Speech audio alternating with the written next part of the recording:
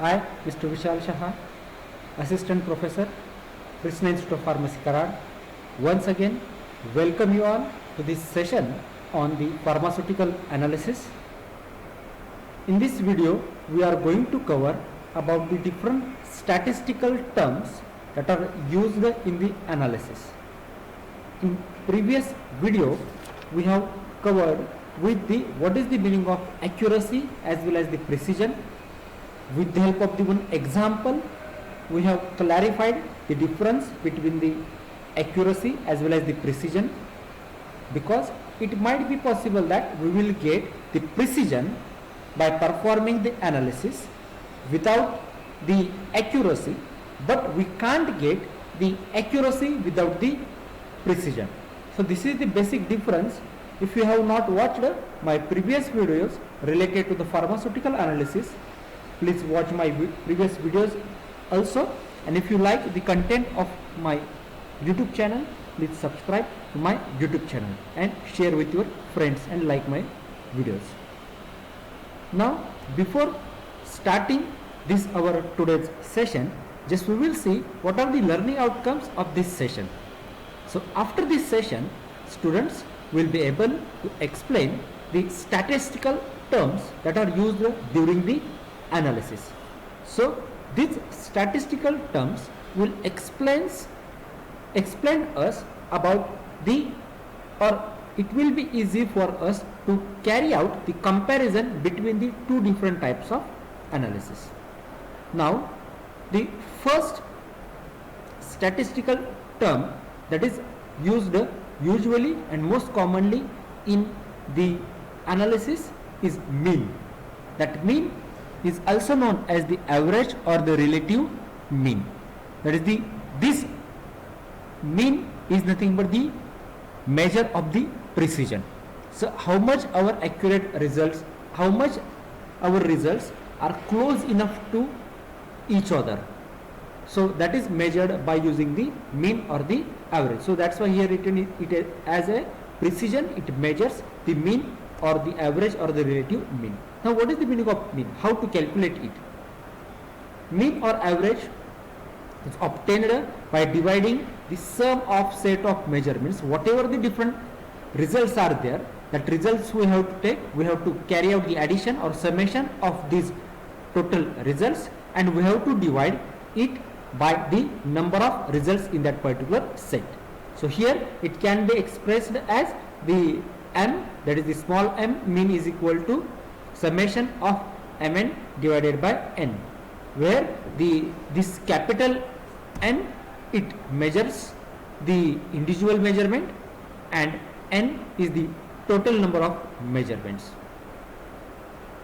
So here we have to carry out the addition of all the results that we have got. Means suppose we have performed a parallel determination for 3 times, and for that purpose we will get the result as a 9.1, 9.2 and 9.3. So we have to carry out the addition of these 3 results divided by 3. That is nothing but the mean. So this is the very simple. You may have performed these calculations regarding the mean or the average also. So this is about the mean that is used. Now just we will see one example related to that. In case of analyst 1, I will consider same example that we have seen in the previous video. So just you can check my previous video for understanding the values that are present in that particular example. So here m, that is the 3 different results that we have taken for the analyst 1. These results are 99.01, then 99.08 and 99.25. So for calculation of mean, just we have to carry out the addition of these 3 divided by this total number of results. So if we perform, or if we are having the 4 results, then we have to divide it by the 4. It depends upon the number of results that we are having in that particular set. So that is equal to 99.11. So mean for the first analysis is the 99.11. Then next term that is frequently used in the analysis is median. Median is the value about which all the other values are equally distributed. Means half of the values are smaller and half of that particular values are larger than the median value. Means it's a middle point, exact middle point of that particular data set that we are going to get. because here, as we know, in same example, mean and median may or may not be same. It is not compulsory that always mean and median are same.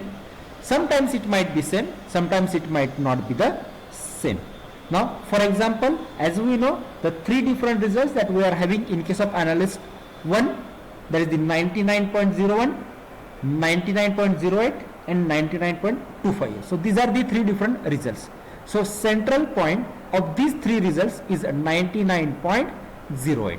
So this is the median for the purpose of that particular analyst 1. So it is the exact central point. So where from the below there will be the lower values and there will be the upper values on the other side of that particular hand. So this is about the median. Then next and important term that is used in the analysis is absolute error. This will give us an idea about how much amount of error that is present in the given analysis. Already we have seen this definition also.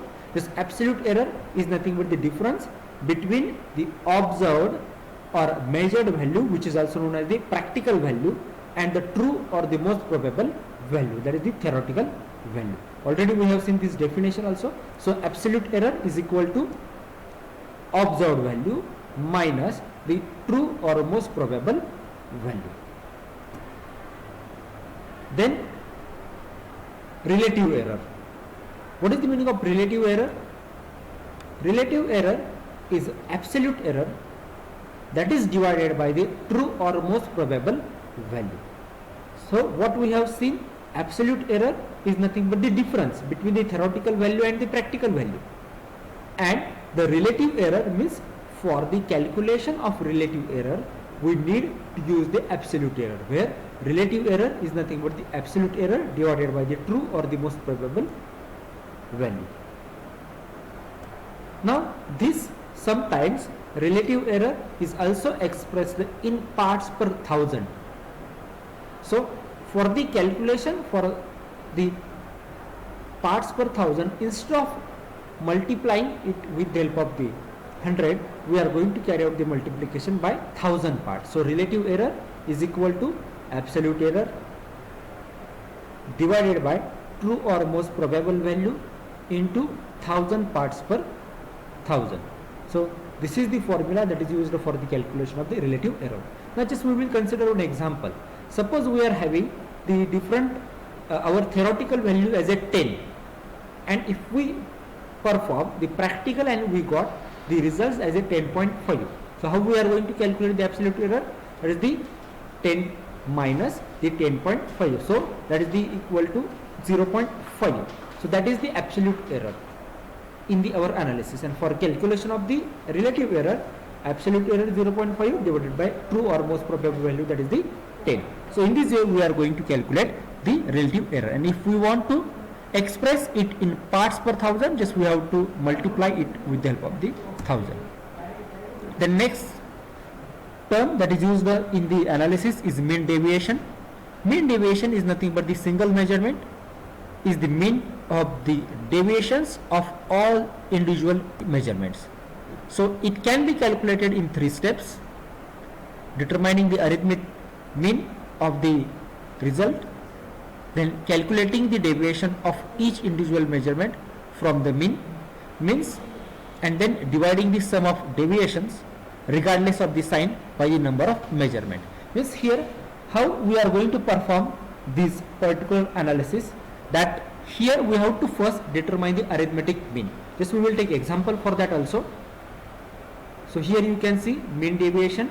Just I told you how to calculate the mean deviation. First, mean deviation is represented by the small d inverse, which is equal to summation of mn minus m, where mn minus m is nothing but the absolute value of the deviation, then n is nothing but the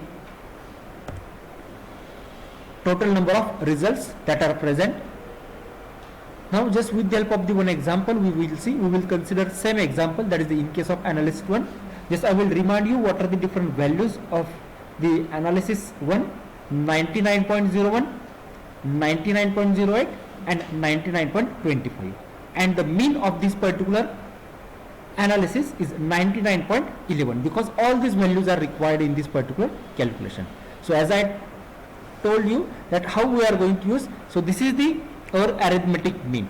So for calculation of the mean deviation, we have to subtract the whatever the our arithmetic mean from individual our results. So first individual result was 99.01, then second one is 99.08, third one is 99.25. So we have to subtract arithmetic mean, that we have got 99.11, and then divided by the n, that is the total number of the results that present in the data set. So that is equal to 0.0033.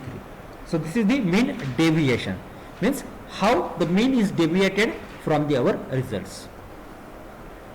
Then relative mean deviation. Relative mean deviation is the mean deviation divided by the mean. So relative mean deviation is calculated from the mean deviation. Already in previous slide we have checked how to calculate the mean deviation. So for calculation of mean deviation, first we have to determine the arithmetic mean, then calculate the deviation from each individual, and just we have to carry out the summation, and we have to divide it with the help of the total number of results. So now this relative mean deviation is also expressed in the parts per thousand. So relative mean deviation is equal to mean deviation divided by mean into 100, and if you want to express in parts per thousand, we have to carry out the multiplication by this 1000. So relative mean deviation for the same analysis is here. We know that mean deviation we got in the previous slide is 0.0033. We know our arithmetic mean is 99.11 into 100, that is equal to 0.033%. So this is the relative mean deviation that is present in our analysis. Then next term that is frequently used in our analysis is average deviation. This average deviation is nothing but the mean that is equal to average deviation of a single measurement. Here you have to remember that the average deviation of single measurement divided by the square root of number of measurements made. Now here we are not going to take our total result, just we are going to take the average, that is the single average deviation of the single measurement. So here you can see the formula. Average deviation of the mean d is equal to small d inverse divided by square root of n into 100, where small d square minus is equal to average deviation, n is equal to total number of measurements. We will see one example for this also. Average deviation of the mean d is equal to 0.033 divided by square root of 3, where 0.033 is nothing but our average deviation. So average deviation of the mean d is equal to 0.19.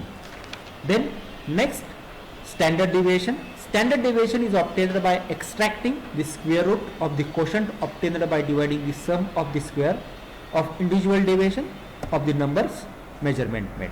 So this is the formula that is used for the calculation of standard deviation.